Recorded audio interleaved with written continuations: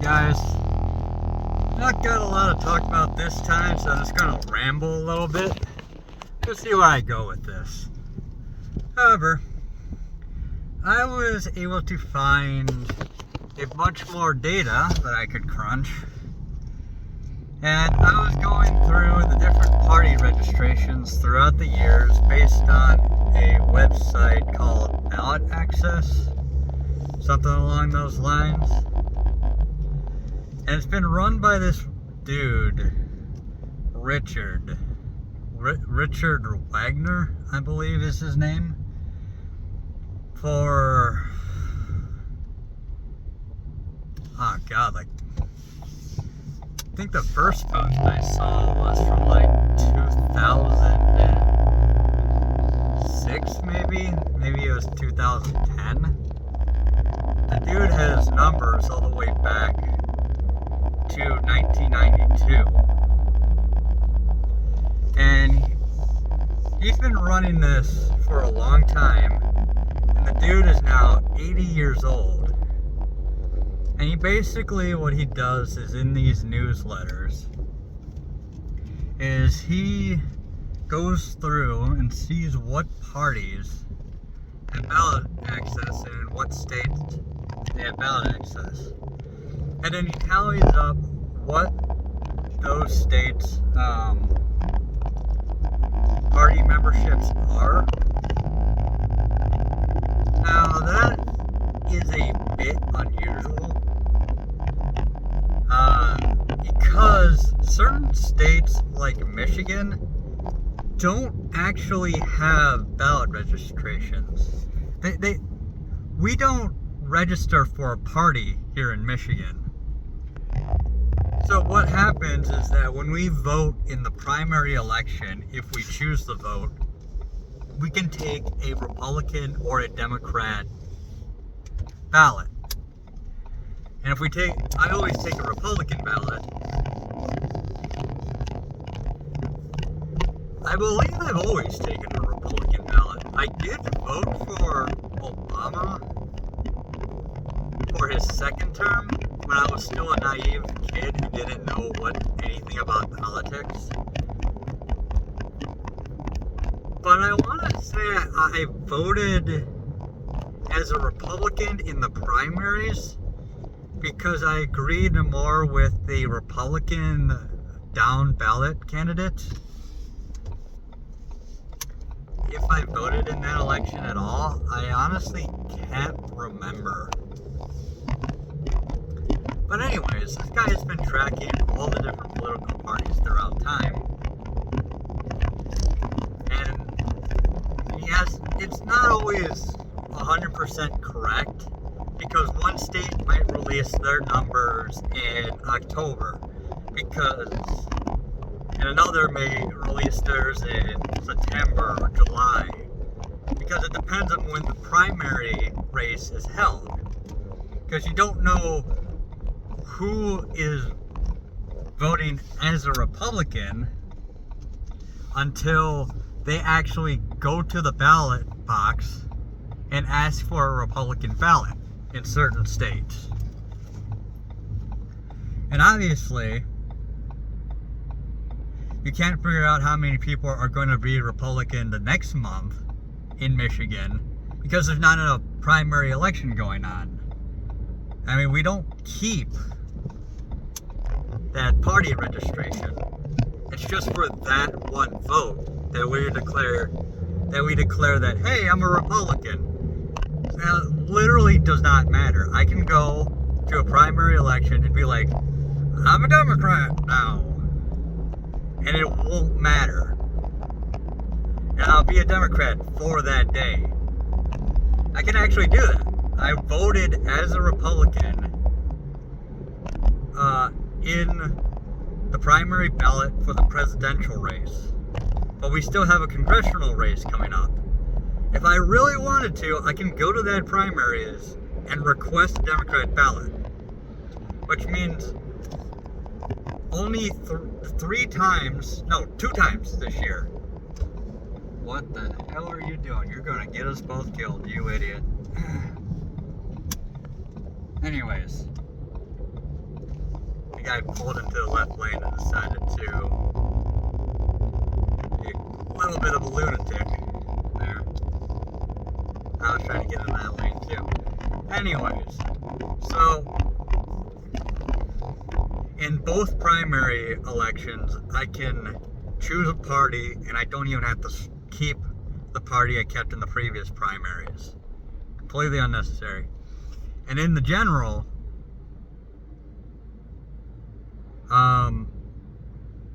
unless you vote straight ticket down ballot, which you can just like tick a box, like you can tick a box that says Republican, and then it'll just go down through the ballot and pick all the Republican candidates for you. Since there's not multiple, besides for the governor race, I'm talking about the governor of MSU, I think. Oh, Jesus. We have 3 state colleges. We have MSU, U of M, and Oakland, I want to say. That's not right. It's Wayne State. Yeah, it's Wayne State. You vote for the council, the council or board of the school. One of them calls it like the governors. One is called like the trustees, and the other is like the members or something like that.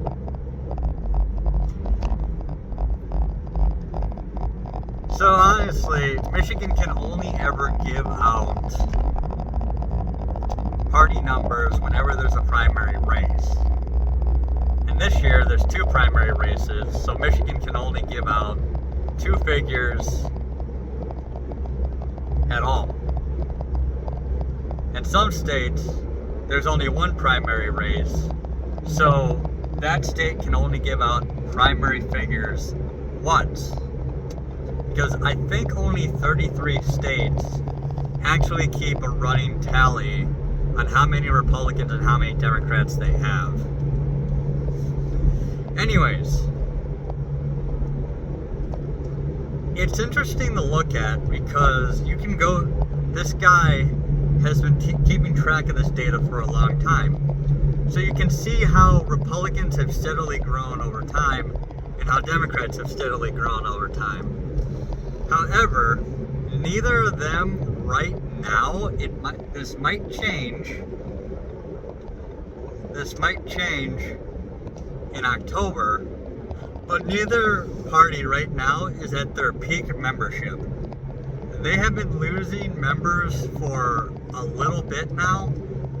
I think the Democrats hit their peak membership in like 2018, something like that, and then they've been going down ever since. And then Republicans hit their peak in like 2020, something along those lines. Then you can see how the Libertarian Party has grown. You can see how this guy wants to get left, I want to get right. You can see how the Green Party has grown, how the Working Family Party has grown, the Reform Party. There was an interesting thing I found is he's starting to track the No Labels Party, and you can go back through his ballot access rosters and it will mention like, hey, there's this new party that seems to be formed. And then in the next one he'll say, hey, we got a name for that party, it's called the New Labels and whatever. And it was interesting because one of these third parties will be formed, and then they might go somewhere, but they might not. So back in the 2010s, there was a party that formed that seemed to be rather important to this guy as he kept track of it, called the Americans Elect. The Americans Elect Party. And it started out with like 5,000 members, and then it got up to like almost 7,000. And then it, over the next like 5 years, it just died off. So that's something that could happen to like the Forward Party or the No Labels Party, two parties that have been gaining traction over time. And while the No Labels Party has gained ballot access in a lot of states, they still haven't actually run a presidential candidate. It seems like they're biding their time. Whereas the Libertarians have steadily grown. In fact, the Libertarians, as of last year, have hit their peak membership. The Constitution Party, on the other hand, hit their peak membership when they included the American Independent Party of California. Now that's also an interesting party because they are listed as the Independent Party of California, obviously. But a lot of people in California end up signing up for this party thinking that they're signing up as an independent when they're actually signing up for the American Independent Party. So their numbers have been going up over time, and in fact it's over 700,000 now, I believe.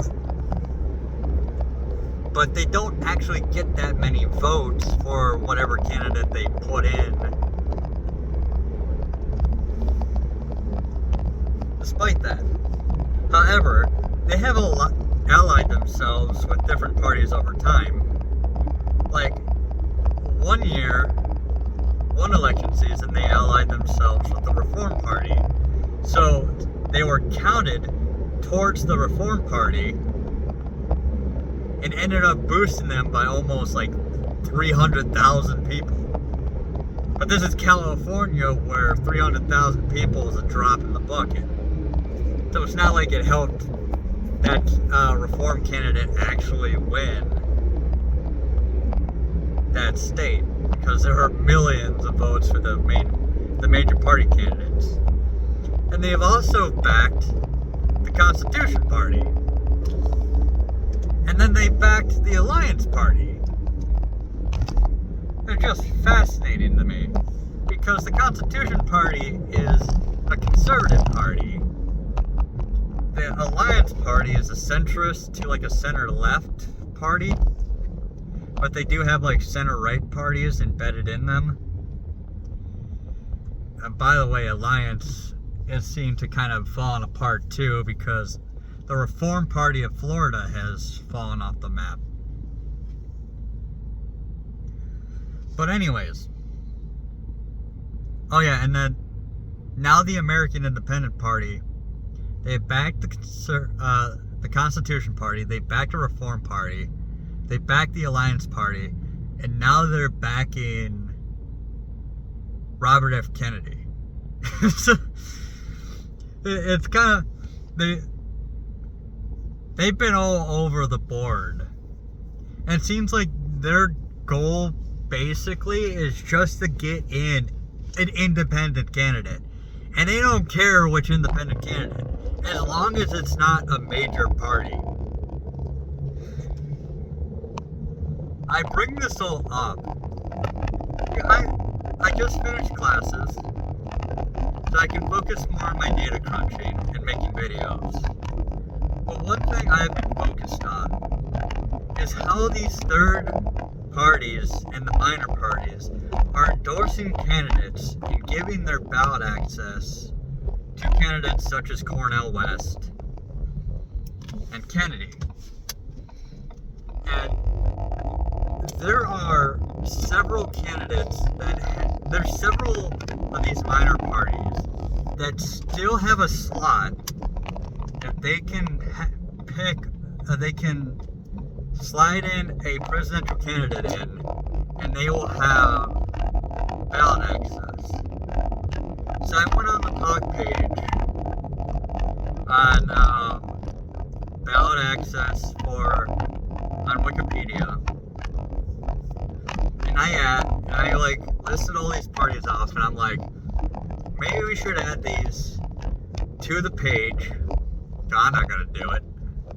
I'm not gonna do it at all, because it's freaking Wikipedia. Anything I put in there, if I don't cite my sources like exactly, they're just going to like wipe it all off the board. Or if I say anything remotely conservative, it'll just be deleted completely. completely. Like anything that even remotely comes off as conservative. So I listened to all the parties and like, hey, maybe we should put these on the page. And someone came around and basically said, hey, I've been doing my own research and I don't think any of these parties will actually endorse anybody. So I went over and I messaged him. It's like, hey, can you actually give me some of that data? And he basically came back and then he listed these parties, like these sets of parties have not endorsed any candidate for president in the last 3 election cycles. And then these parties, these two parties have just formed. They're unlikely to have enough steam to actually put in a candidate yet. And then he's like, the parties in Florida, even though they're considered minor parties in Florida, they still need to get a petition of 100,000 people. So it would just be better to like fill out your own petition and not even bother with the third party candidates. But there were 2. One he wrote off, but another he suggested. And it was the Oregon Progressive Party,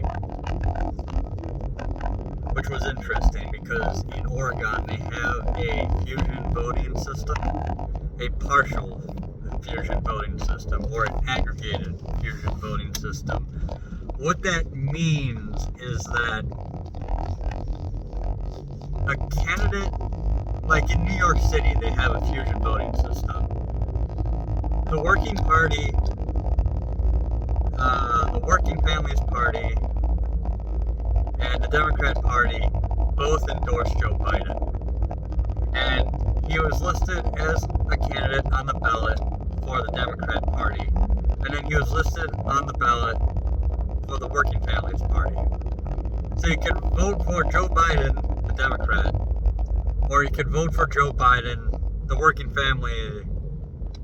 Families nominee. And then at the end of the election, those 2 numbers would be added together to get the final total. So people can see like how many people are voting for the Working Families and then how many people are voting for Democrats, which is an interesting concept to me. And then it also shows that he's been nominated by several people, several parties. So it makes him look more popular than he actually is, I guess. And that's why a few states have banned it, but a few banned it completely, probably because of that, because it makes it look like a candidate is more popular, when in fact he is just being endorsed by a party that only has like 10,000 people anyways, plus the Democrats. So, in that regard, hold on, here. In that regard, that's why, like, I think North Carolina banned it. Let me pull it up a little bit.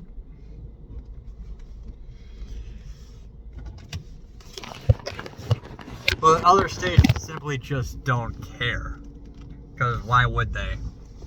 It's not that important, really. But, so, Oregon has an aggregated system where it'll only list the candidate one time, but instead of just saying like Democrat, it'll say Democrat and Oregon Progressive Party.